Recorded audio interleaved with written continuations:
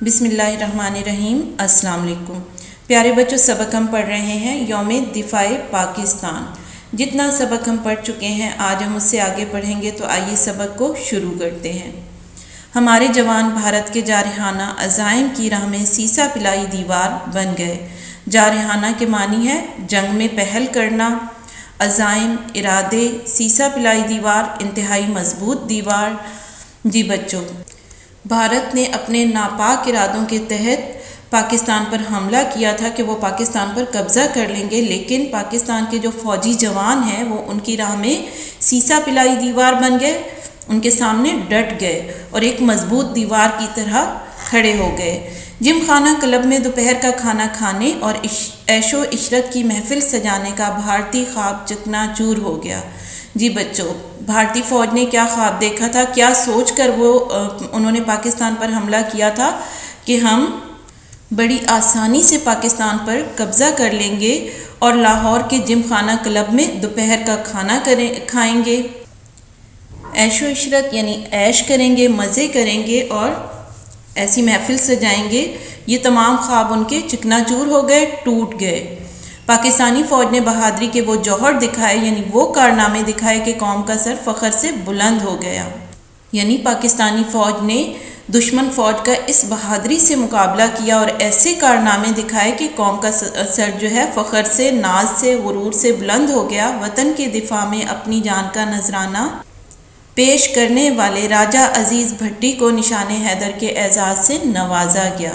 جی بچوں، وطن کے دفاع یعنی وطن کی حفاظت کے لیے، وطن کے بچاؤ کے لیے جان کا نذرانہ پیش کرنا، جان قربان کر دینا۔ راجہ عزیز بھٹی شہید نے جو اپنی جان کا نذرانہ پیش کیا، اس کے لیے حکومت پاکستان نے انہیں نشان حیدر یعنی بہادری کے نشان حیدر سے نوازا۔ پیارے بچوں، نشان حیدر ہمارے ملک کا سب سے بڑا فوجی اعزاز ہے جس سے راجہ عزیز بھٹی شہید کو نوازا گیا۔ لاہور کے علاوہ قصور کے محاذ پر بھی شکست بھارت فوج کا مقدر ٹھہری۔ جی بچوں، لاہور کے بعد اگلا قدم انہوں نے کیا اٹھایا کہ وہ قصور کی طرف بڑھے۔ محاذ کے معنی ہے جنگ کا مقام، جس جگہ پہ جنگ ہو رہی ہو وہاں پر بھی پاکستانی فوج نے بھارتی فوج کو شکست دی۔ ابھی جنگ کو شروع ہوئے 24 گھنٹے بھی نہ گزرے تھے کہ بھارتی فوج نے سیالکوٹ کا رخ کیا۔ جی بچوں، جنگ جاری تھی، اسی دوران بھارتی فوج نے اور کس طرف کا رخ کیا؟ سیالکوٹ کی طرف کا، یعنی وہ سیالکوٹ کی طرف بڑھی۔ یہاں چونڈا کے مقام پر جنگ عظیم دوم کے بعد ٹینکوں کی سب سے بڑی لڑائی ہوئی۔ جی پیارے بچوں، جنگ عظیم دوم میں ٹینکوں کی بہت بڑی لڑائی ہوئی تھی، اور اس کے بعد جو سب سے بڑی لڑائی ہوئی وہ کہاں پہ ہوئی تھی؟ چونڈا کے مقام پر ہوئی تھی۔ بھارت نے 500 ٹینکوں اور 50,000 فوج کے ساتھ حملہ کیا تھا۔ جی پیارے بچوں، چونڈا کے مقام پر بھارتی فوج نے کتنے ٹینکوں اور کتنے فوجیوں کے ساتھ حملہ کیا تھا؟ وہاں پہ بھارت نے 500 ٹینک بھیجے تھے اور ان کے 50,000 فوجی تھے جنہوں نے حملہ کیا تھا۔ اسے گمان تھا کہ پاکستان میں اس حملے کا جواب دینے کی سکت نہیں ہوگی۔ جی بچوں، گمان کے معنی ہے خیال اور سکت طاقت، یعنی بھارت کا یہ گمان تھا، بھارت کا یہ خیال تھا، اس نے یہ سوچا کہ پاکستان اس حملے کا جواب دینے کی طاقت نہیں رکھتا، یعنی پاکستان اس حملے کا جواب نہیں دے سکے گا اور شکست کھا جائے گا۔ مگر اس کے سارے گمان اور اندازے غلط ثابت ہوئے، یعنی اس نے جو بھی سوچا تھا، اس نے جو بھی اندازے لگائے تھے، وہ سب پاکستانی فوج نے غلط ثابت کر دیے۔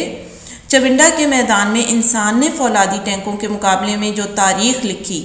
جی بچوں، فولادی ٹینک ہوتے ہیں بہت ہی مضبوط، فولاد ایک بہت ہی مضبوط دھات ہے، یعنی بہت ہی مضبوط دھات سے بنے ہوئے ٹینکوں کا مقابلہ کس نے کیا؟ انسان نے۔ جو مقابلے میں جو تاریخ لکھی وہ ابد تک سچے جذبوں کی فتح کا یقین بن کر چمکتی رہے گی۔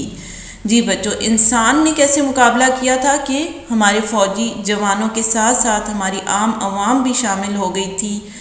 انہوں نے بھی فوجی جوانوں کے ساتھ اپنے جسم پر بارود باندھ لیا تھا اور وہ ان کے ٹینکوں کے نیچے لیٹ گئے تھے، جس سے ان کے ٹینک تباہ ہونے لگے، اور دشمن خود اس چیز سے پریشان تھا کہ ان کے ٹینک کیسے تباہ ہو رہے ہیں۔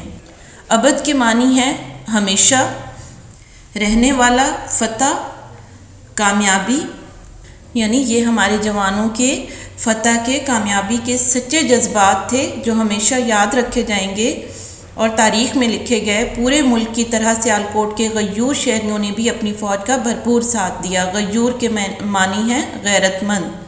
جی پیارے بچوں، اس جنگ میں فوج کے ساتھ ساتھ عام شہریوں نے بھی بھرپور حصہ لیا تھا اور دشمن کا مقابلہ کیا تھا۔ تو سیالکوٹ میں بھی ایسا ہی ہوا کہ وہاں کے شہریوں نے بھی فوج کا بھرپور ساتھ دیا اور اللہ تعالیٰ کی نصرت کے بل بوتے، نصرت یعنی مدد، اللہ تعالیٰ کی مدد کے بل بوتے پر چونڈا کا محاذ بھارتی ٹینکوں کا قبرستان بن گیا۔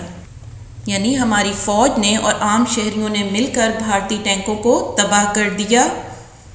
اس جنگ میں بری فوج کے ساتھ ساتھ پاک فضائیہ نے بھی نمایاں کارنامے انجام دیے۔ بری فوج کے معنی ہے زمینی فوج، یعنی زمینی فوج کے ساتھ ساتھ ہماری پاک آرمی کے ساتھ ساتھ جو پاک فضائیہ ہے، ہوائی فوج ہے، اس نے بھی نمایاں واضح کارنامے سر انجام دیے، دشمن کا ڈٹ کر مقابلہ کیا۔ 17 روزہ اس جنگ میں فضاؤں پر ہمارے شاہینوں کا راج رہا۔ 17 روزہ یعنی 17 روز تک یہ جنگ جاری رہی تھی۔ ہمارے شاہینوں کا راج رہا، ہماری پاک فضائیہ کا راج رہا۔ پیارے بچوں، سبق ابھی ہمارا مکمل نہیں ہوا ہے۔ سبق کا بقیہ حصہ ہم اگلے لیکچر میں پڑھیں گے۔ آج کا لیکچر ہمارا یہیں پہ ختم ہوتا ہے۔ اللہ حافظ۔